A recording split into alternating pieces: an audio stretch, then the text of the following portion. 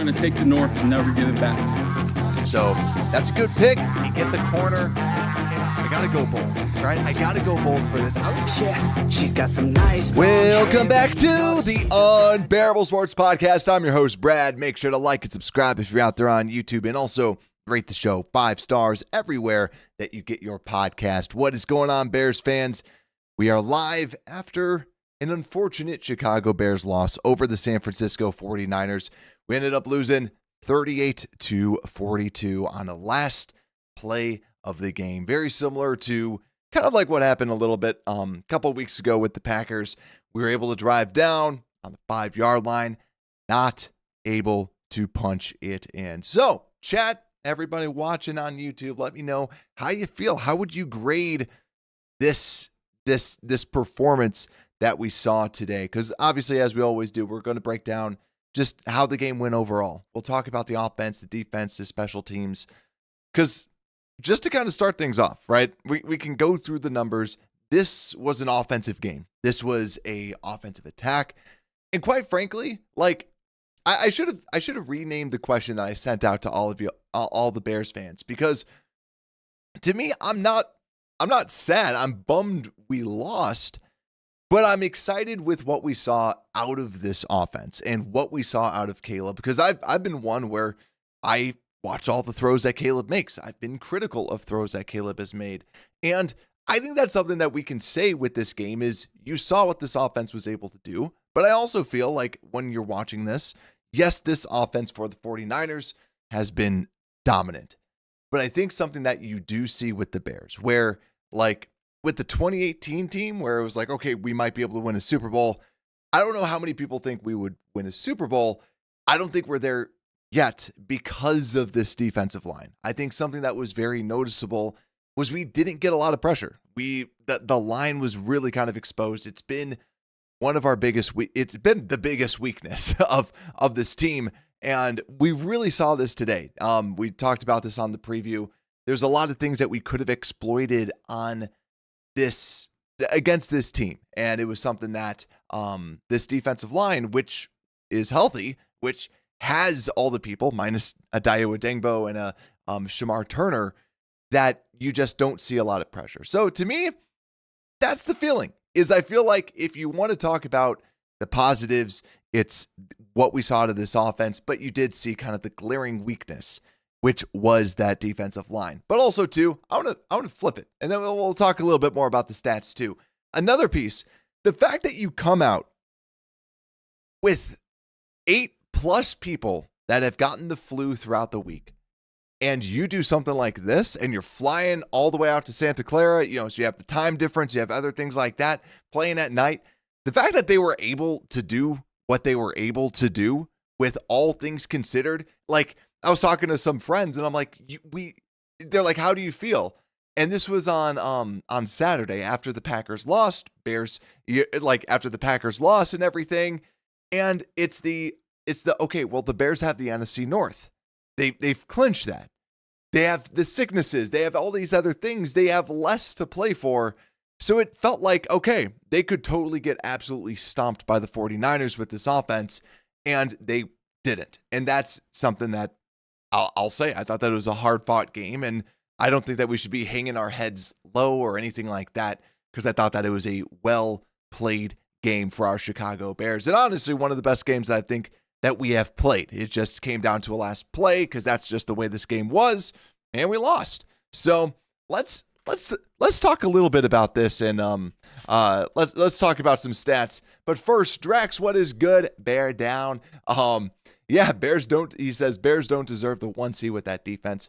Agreed. And in peril, what's good? Saying 279 to 4,000 is a positive to take away. That is true. I forgot about that. Yeah, he is 279 yards away from 4,000 yards. And yeah, we'll talk about Jervon and stuff like that too. But also just overall, kind of going back with it, Bears with 330 yards passing on the day, 296 passing yards allowed for this defense, only 110 rushing yards for the Bears, and 200 for the San Francisco 49ers. So a little different than what I would have liked. And I was actually, just before this, I always like to listen to Ben Johnson's post-game interview right after it on ESPN 1000. Not a plug, but I like listening to it because it's something that you don't listen to on other shows. It's not the official press conference or things like that. It's Ben Johnson right after the game. What do you have to say? And he sounded down. He sounded bummed. And I haven't heard him talk that way. And you could tell he really this loss really got to him. And he said it was because like they really fought and he just felt like they should have won. And then that's big. But also too, like he kind of talked about the time of possession. And now that was something that we talked about in the preview, where you should be able to dominate the time of possession, dominate with those outside runs. And so I kind of want to talk a little bit about this offense review and just kind of emphasize something. I am a huge Kyle Monangai fan. I love Kyle Monangai.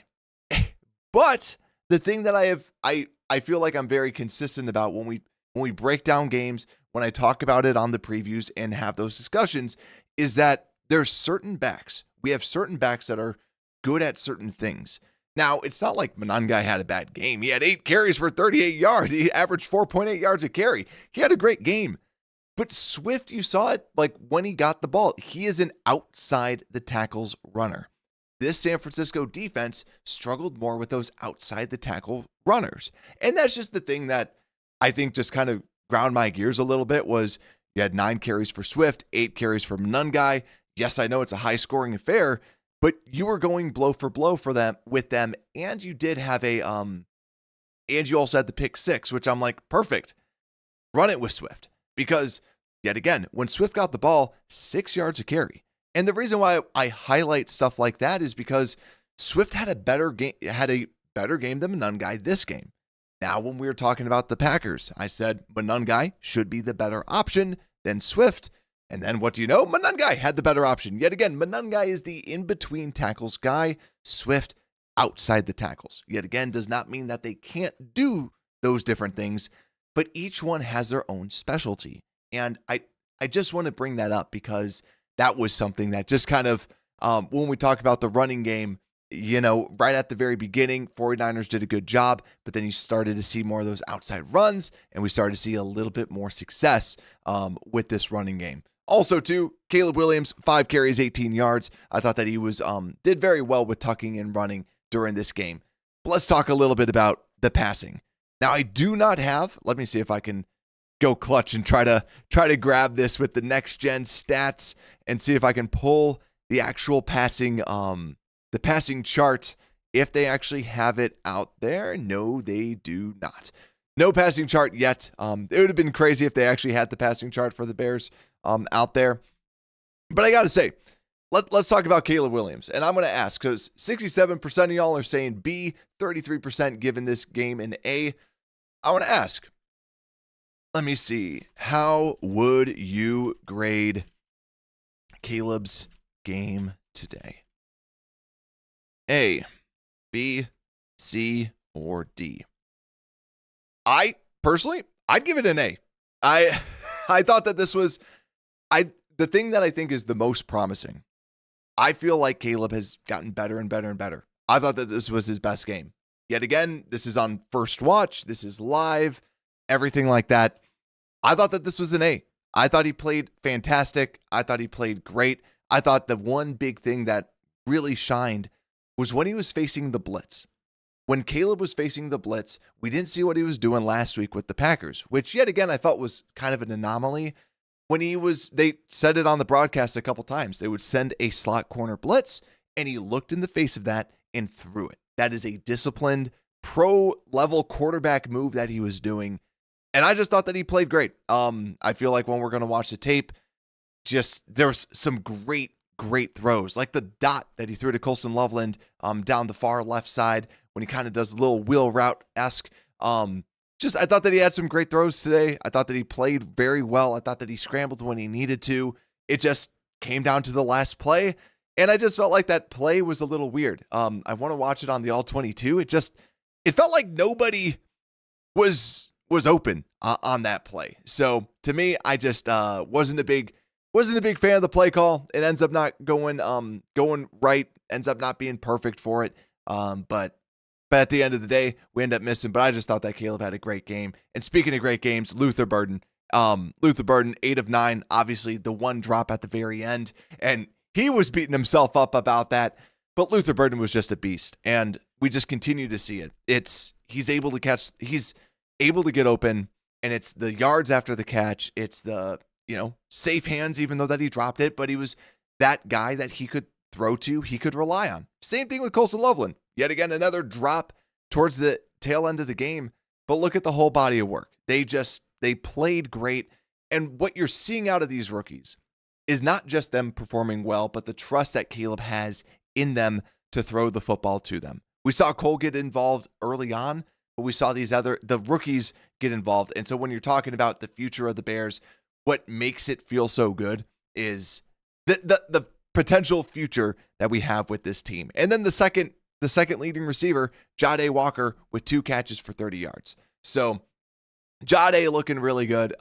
Everybody looking like, and that's the thing that I don't think we should hang our heads low with this game at all, because just the way that they performed today is the offense just performed something special.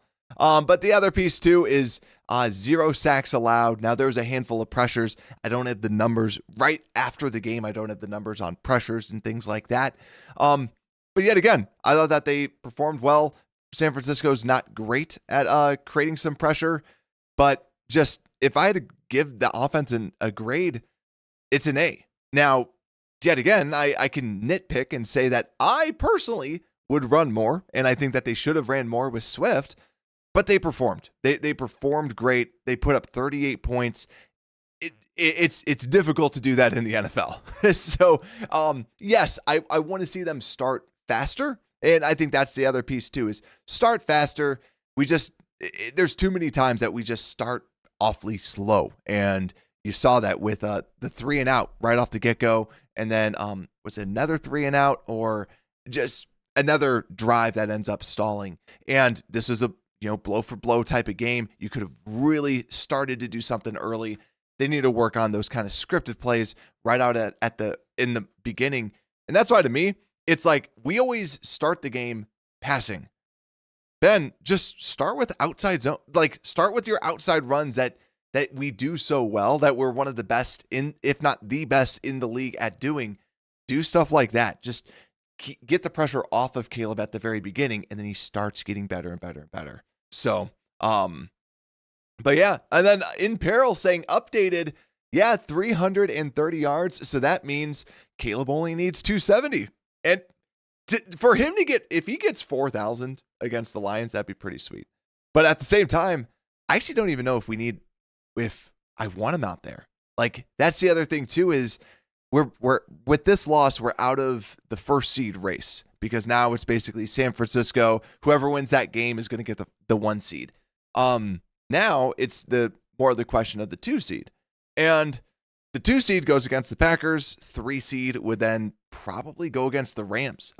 Is my guess, is that, or it would be Rams, Seahawks, or 49ers. So you're talking about difficult teams. So that 2nd seed going against the Packers would be kind of nice and kind of sweet to do that again. But yet again, I think it's going to be a big question of who's going to be available, everything like that, because, like I'd personally like to rest the starters, just because I'd like to rest the starters. I also would like to see the backups out there, just for the sake of it. But, at the same time too, having another competitive game would just be fun to watch, rather than a somewhat of a preseason game. But yeah, offense solid, like we were saying. The other thing that I forgot to bring up too, story of the game, is the penalties. Yet again, 7 penalties for 39 yards doesn't seem like a lot, but just boneheaded. Like, we had the interception, just the hands to the face. We had like 3 hands to the face on defense that just causes first downs, and then just kept the clock moving. Without those, even though they had 5 for 55, so they had more yards, I think ours were more just, they shot us in the foot even more, because they were defensive plays that were causing us to kind of kind of have that. And then also too, when we're trying to drive down and then we're driving and driving and driving, and then the delay a game. So stuff like that.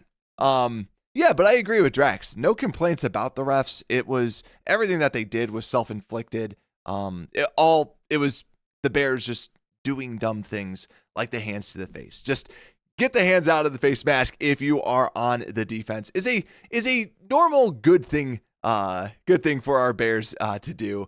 But let's talk a little bit about this defense. Like we said, the defense allowing 303 yards from Brock Purdy, getting 1 sack and allowing for 200 rushing yards out there. So if we're looking at the 200 rushing yards, obviously that is the biggest piece.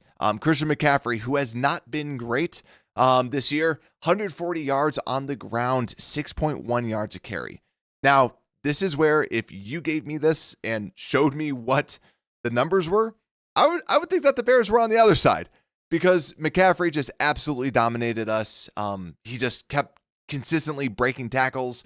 The defense was not wrapping up, was not bringing people to the ground, and it was frustrating. And then too, Ricky Pearsall consistently was getting open. Former Bear Jake Tonjes getting open.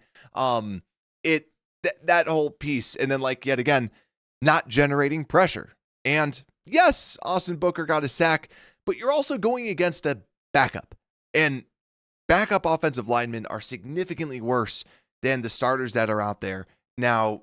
Yes, I'm taking something away from him with that because this defense has to be better. And it just consistently, like, if this team is going to be like y'all said, the 1 seed, this defense has to be better. And just period. Now I know that Kyler Gordon's not out there and Jalen Johnson still looks like a shell of his former self. But yet again, it just gets back down to this defensive line, this interior with Burford. I did not see much pressure up the middle. And I saw, Drax, you kind of talked about this. When we're talking about when we're talking about what happened with like Gervon Dexter. Now, Gervon Dexter, 7 tackles at the end of the game.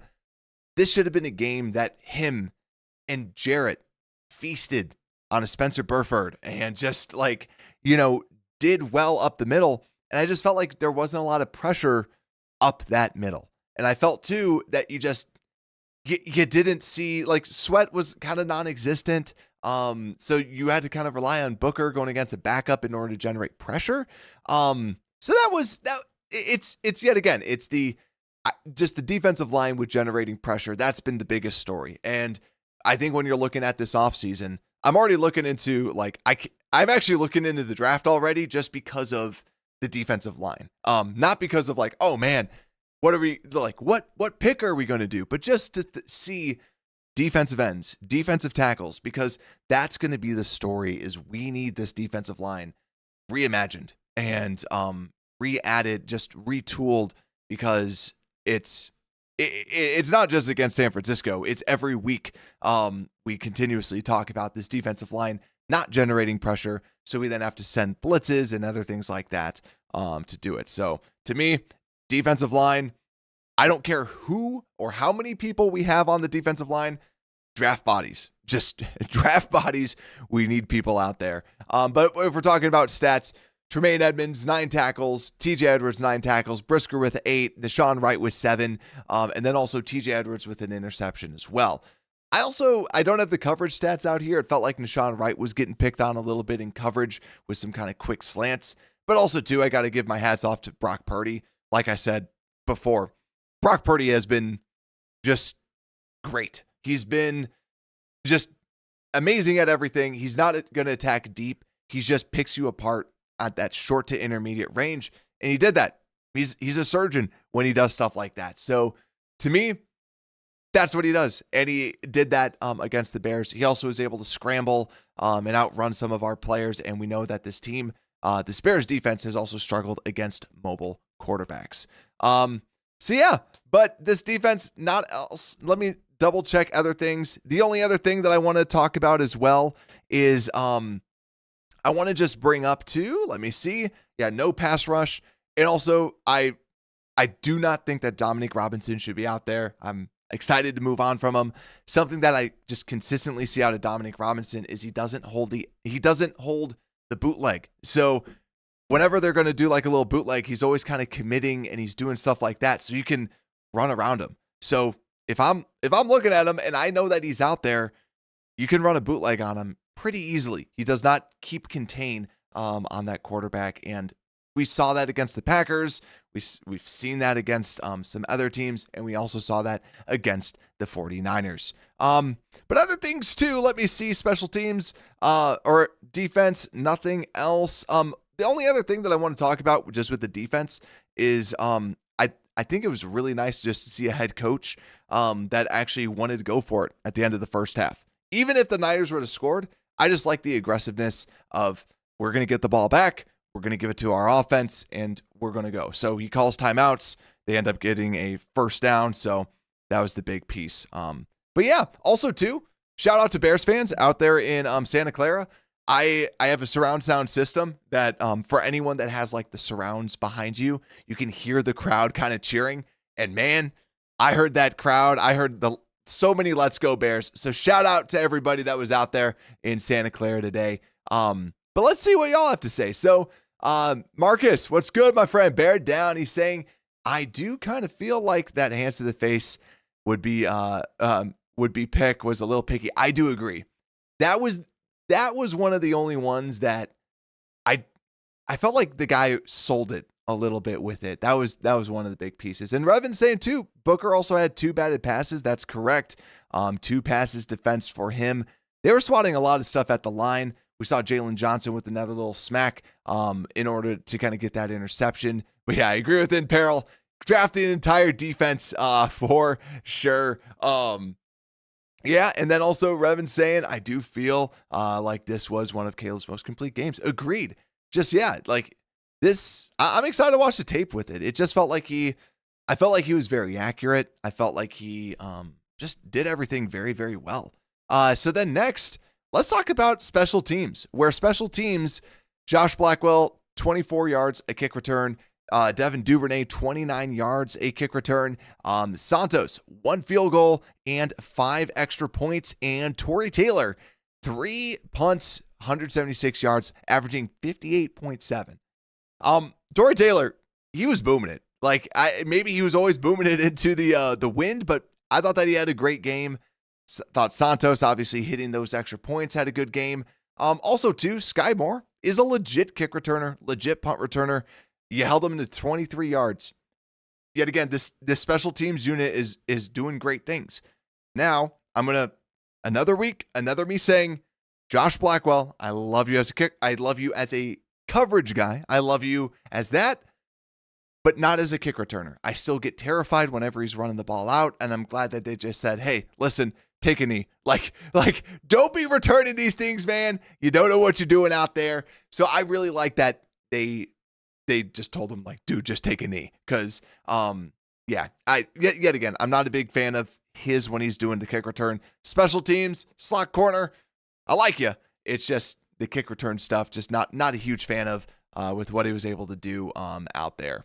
So we'll kind of keep things a little bit short today because I do know that there's a lot of other shows going live. So first off, I'm going to give you all a shout out that are watching live right now afterwards. I know that there is a lot of shows that are going live right now, a lot bigger shows. So the fact that y'all are watching right now and choosing Unbearable Sports over others, I appreciate that so much. So make sure to hit the like button with everything. But now let's get into everyone's favorite segment, not the special teams review, the most valuable bear. Let's talk about this. Who is your most valuable bear, ladies and gentlemen? Let us know down below. So, MVB, who do we have out there in the chat? So, what I will say, so from a special team, so I always like to kind of go through it. Special teams, Torrey Taylor, but obviously not an actual MVP. Defense, you can give it to Tremaine Edmonds for the pick 6, but besides that, I don't think really anybody else deserves it from that perspective. You know, we got a sack from Austin Booker, 2 passes defensed, which is good, right? It's just I felt like he wasn't like absolutely dominant or enough to be an MVP, but when it comes down to it, there's 2 people. There's 2 people. You know, Colson Loveland, I want to just give a shout out: 6 catches, 94 yards, and a touchdown. Now, the other thing that really stings about this game is because these two people haven't gotten a game ball in forever, especially this one. I don't think that Luther Burden has ever gotten a game ball. Luther Burden balled out today. And if I'm giving my game ball out, I'm honestly giving it to... I'm going to definitely give it to Luther. I'm going to say Luther is going to be my MVP. And then I always have the backup. Caleb as the backup. Luther as the MVP. Because, yet again, I want to watch this game. I was going to give it to Caleb. But to me, it's one of those two. Luther just... You saw him in the big moment. They threw it to him. He was able to catch it, get the first down. And it's just, yet again, Bears fans, we lost today. But if you want to be excited, we have Luther Burden for 4 cost-controlled years. We have Colston Loveland for 5 cost-controlled years. We have Caleb Williams for 4 more years. And this is the thing. I was actually talking to my father-in-law today. He came over and we were just watching football all day. And something that I brought up to him, something that I was talking to him about was, we were just talking about like if the Bears played their backups and stuff. And we were joking because for those that don't know, he's a Vikings fan. And we always say like the backup quarterback's the most popular. Where like if Bagent goes out there and plays well, you know there's going to be people saying play Bagent, play Bagent. But the thing is what Caleb brings, the amount of potential, what he's capable of doing, we see in these games. And then we see him perform like this. And I thought that this was a great game just to show the potential that he does have. This 49ers defense is not amazing or anything like that. It's not great. It's a below half of the league. But the dots, the throws that he was making, he made some great plays. Yes, escaping the pocket. There was a couple misfires with some of that. But really, just great game for him. So to me, it's just something that I just want to like kind of remind everyone is I am critical of Caleb. I watch him. I say that this is a bad throw. I criticize his inaccuracies. But the biggest thing is like the dude is so talented. And when you see games like this, it's like this is the stuff where like Bears fans, it's just a great time to be a Bears fans, ladies and gentlemen. That's all I got to say. But like I said, thank you all so much for coming out and watching with everything. We're getting Burden as MVP. I see Chris Collinsworth. I thought it was hysterical when he's like, some people talk about Patrick Mahomes all the time. And it's like, dude, that's you. Like, but also appreciate everything Mark is saying, like or hit. Type up, exactly, everything like that. So I appreciate that. But yeah, going live, let's see. Probably Wednesday. Let me see. Good question. Yeah, it's New Year's Eve. I got nothing to do. Let's hang out New Year's Eve. Yeah. So yeah, 7:30 Wednesday. We'll be live. I'll see you there. So like as always, like and subscribe. Make sure to also download the podcast everywhere that you get your podcast. Just search for Unbearable Sports. And with that, ladies and gentlemen, Unbearable Sports Podcast, we are out.